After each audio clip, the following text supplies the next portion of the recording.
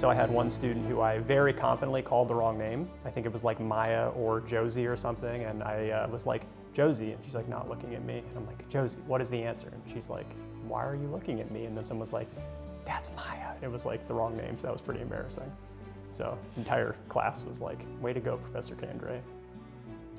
My first impression was how friendly everybody was. I came on campus and I visited and everybody was just very nice, and I was super nervous and felt uncomfortable, and everyone was like, hey, welcome to campus, and just very friendly. So I think the community felt very authentic when I got here. It was very similar to my alma mater, which was also a small school, and I was just like, oh, this feels like home, and people are very friendly and willing to accept new people, and it was good. So my background is in marketing. I got my first job as a social media manager out of college. I worked at a small firm that did primarily hotel marketing.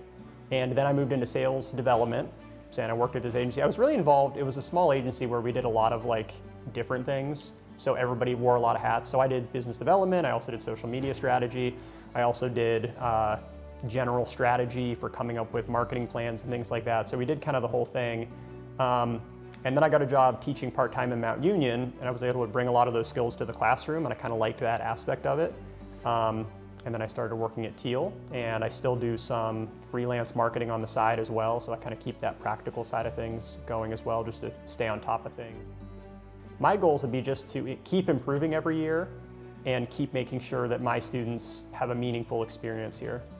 So I'm always looking for ways to innovate, to make the classroom more than just listening to a lecture. Like, how can you solve a problem? How can we put you in a scenario that'll be replicated in the real world? How can we be innovative? I think it's incredibly important. One of my mentors at my alma mater was big on experiential learning, and that was one of the things that really drew me to that program.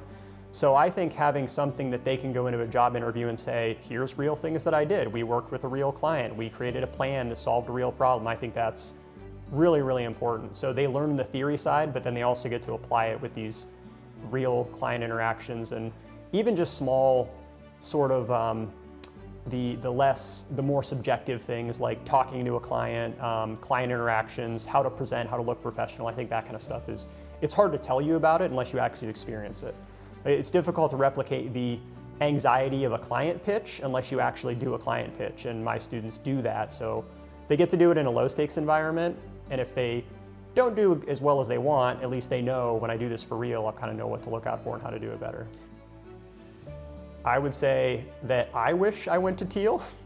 I know a lot of alums and they really look back on their experience fondly, so I would say that it's a great school and that the faculty really care about what they're doing and that the community is very strong, and we've got very passionate alumni, and I think the passion of our alumni really kind of speaks for itself as to how great of a place it is.